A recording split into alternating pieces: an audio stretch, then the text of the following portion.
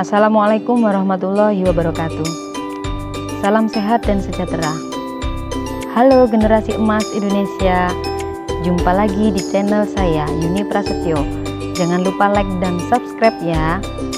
Hari ini saya akan membagikan video pembelajaran SMA Kurikulum Merdeka di fase E. Elemen yang akan kita bahas hari ini adalah tentang Pancasila sebagai norma dasar kehidupan. Di dalam peta konsep, Pancasila sebagai norma dasar hukum terbagi menjadi 4 subbab. Yang pertama, makna Pancasila sebagai bangsa Indonesia. Yang kedua, proses perumusan Pancasila. Yang ketiga, nilai-nilai yang terkandung dalam Pancasila. Dan yang keempat, implementasi Pancasila dari masa ke masa. Baiklah, kita akan membahas yang pertama dulu, makna Pancasila sebagai dasar negara. Makna Pancasila sebagai dasar negara adalah bahwa Pancasila sebagai dasar mengatur pemerintah negara ataupun seluruh penyelenggaraan negara.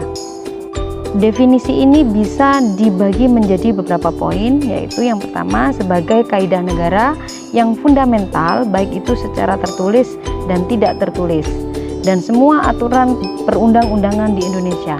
Fungsi Pancasila, ada beberapa fungsi Pancasila, yaitu antara lain Pancasila sebagai dasar negara Indonesia, Pancasila sebagai pandangan hidup bangsa Indonesia, Pancasila sebagai kepribadian bangsa Indonesia, Pancasila sebagai jiwa bangsa Indonesia, kemudian Pancasila sebagai sumber hukum negara Indonesia, Pancasila juga sebagai ideologi negara, Pancasila sebagai cita-cita dan tujuan bangsa Indonesia, Pancasila sebagai perjanjian luhur bangsa Indonesia, dan Pancasila sebagai falsafah hidup yang mempersatukan bangsa. Dalam perumusan Pancasila itu terdiri dari beberapa proses. Yang pertama adalah pembentukan BPUPKI, dan kedua perumusan dasar negara.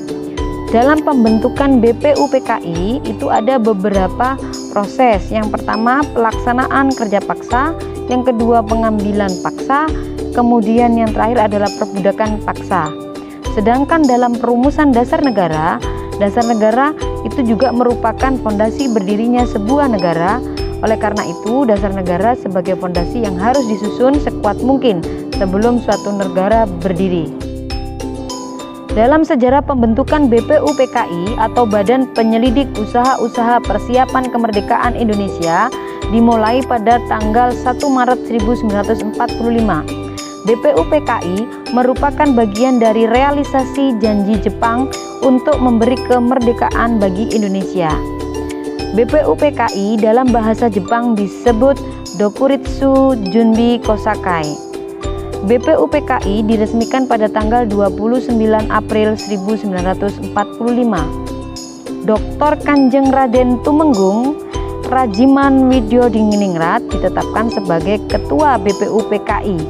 Iji Banggase Yosio sebagai Ketua Muda, sedangkan Raden Panji Suroso sebagai Kepala Sekretariat.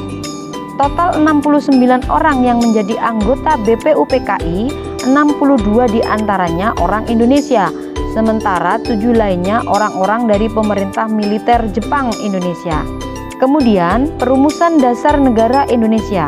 Usulan mengenai dasar Indonesia Merdeka dalam sidang pertama BPUPKI secara berurutan dikemukakan oleh Muhammad Yamin, Supomo, serta Insinyur Soekarno. Pada sidang BPUPKI tanggal 29 Mei 1945, Mr. Muhammad Yamin mengusulkan secara lisan 5 dasar bagi negara Indonesia Merdeka sebagai berikut. Yang pertama, pri kebangsaan, yang kedua pri kemanusiaan, yang ketiga pri ketuhanan, yang keempat pri kerakyatan, dan yang kelima kesejahteraan sosial. Asas dan dasar Indonesia Merdeka secara tertulis menurut Muhammad Yamin adalah sebagai berikut. Yang pertama, ketuhanan yang Maha Esa. Yang kedua, kebangsaan persatuan Indonesia. Yang ketiga, rasa kemanusiaan yang adil dan beradab. Yang keempat, kerakyatan yang dipimpin oleh hikmat kebijaksanaan dalam permusyawaratan perwakilan.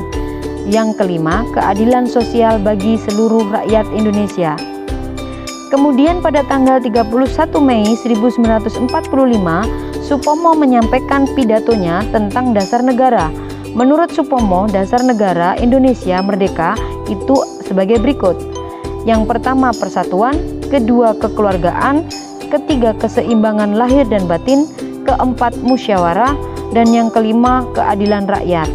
Sedangkan menurut Insinyur Soekarno pada tanggal 1 Juni 1945 menyampaikan pidato tentang dasar negara Indonesia merdeka. Usulannya berbentuk filosofis Grand Slag atau Weltanschap yang merupakan fundamen filsafat, pikiran, jiwa, dan hasrat yang sedalam-dalamnya untuk di atasnya didirikan Indonesia merdeka yang kekal dan abadi. Rumusan dasar negara yang diusulkan olehnya adalah sebagai berikut. Yang pertama, kebangsaan Indonesia. Yang kedua, internasionalisme atau peri kemanusiaan. Yang ketiga, mufakat atau demokrasi. Yang keempat, kesejahteraan sosial. Dan yang kelima, ketuhanan yang berkebudayaan. Nilai-nilai yang terkandung dalam Pancasila. Yang pertama, nilai yang terkandung dalam sila pertama Pancasila adalah religius atau nilai ketuhanan. Nilai kedua, nilai yang terkandung dalam sila kedua Pancasila adalah nilai kemanusiaan. 3. Nilai yang terkandung dalam sila ketiga Pancasila adalah nilai persatuan bangsa. 4. Nilai yang terkandung dalam sila keempat Pancasila adalah nilai kerakyatan. Dan kelima, nilai yang terkandung dalam sila kelima Pancasila adalah keadilan sosial. Implementasi Pancasila dari masa ke masa. Yang pertama, penerapan Pancasila di awal kemerdekaan. Pemberontakan Darul Islam atau Tentara Islam (DITII). Yang kemudian dilanjutkan adanya pemberontakan PKI di Madiun. Kemudian dilanjutkan oleh pemberontakan Republik Maluku Selatan atau yang dikenal dengan nama RMS. Berikutnya adalah pemberontakan Angkatan Perang Ratu Adil atau yang kita kenal dengan sebutan APRA. Kemudian penerapan Pancasila di masa Orde Lama yang berlaku di kisaran tahun 1959 sampai 1966. Pada saat masa ini biasanya dikenal dengan periode demokrasi terpimpin, yang artinya seluruh hal yang berkaitan dengan pemerintah dipegang penuh oleh pemimpin negara. Pemimpin negara di masa Orde Lama itu adalah Presiden Soekarno. Demokrasi terpimpin muncul itu karena banyaknya gerakan separatis atau gerakan yang memisahkan diri. Hal ini membuat negara menjadi tidak stabil sehingga pembangunan ekonomi terhambat. Adapun berbagai penyimpangan dan penerapan Pancasila dan Undang-Undang Dasar Negara Republik Indonesia di masa Orde Lama, yaitu Presiden Soekarno ditetapkan sebagai presiden seumur hidup. Yang kedua, pemberontakan dipimpin oleh DNID pada 30 September 1965. Presiden membentuk MPRS yang anggota-anggotanya itu terdiri dari anggota DPR, GR, utusan daerah, dan utusan golongan yang semuanya diangkat dan diberhentikan oleh Presiden. Kemudian penerapan Pancasila di masa Orde Baru. Nah, di masa Orde Baru ini dipimpin oleh kepemimpinan Jenderal Soeharto. Dalam era ini dikenal pada masa Orde Baru. Adapun beberapa yang dibatasi di masa Orde Baru itu adalah yang pertama, jumlah partai hanya boleh 3, yaitu PPI, Golkar, dan PDI. Kemudian yang kedua, kebebasan pers dan kebebasan pendapat dibatasi. Kemudian yang ketiga, penculikan dan penangkapan aktivitas politik. Yang keempat, beberapa pelanggaran HAM di berbagai daerah seperti kasus Marsinah. Yang keempat, penerapan Pancasila di masa reformasi mulai tahun 1998 sampai sekarang. Di masa ini dimulai sejak diangkatnya B.J. Habibie sebagai presiden baru untuk Indonesia. Melalui Presiden Habibie, sedikit demi sedikit perbaikan sistem di Indonesia dilakukan, mulai dari bidang ekonomi, politik, sampai hukum.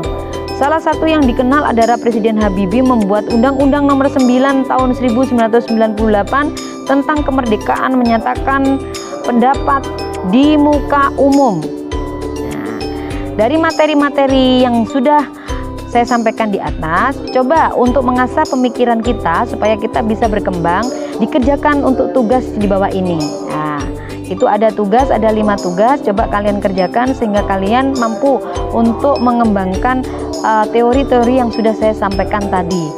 Selamat belajar, selamat untuk mengembangkan teori kalian sehingga kalian akan menjadi generasi yang memiliki wawasan yang berkembang, generasi cerdas dan generasi sehat dan generasi cemerlang Indonesia. Semangat untuk semua.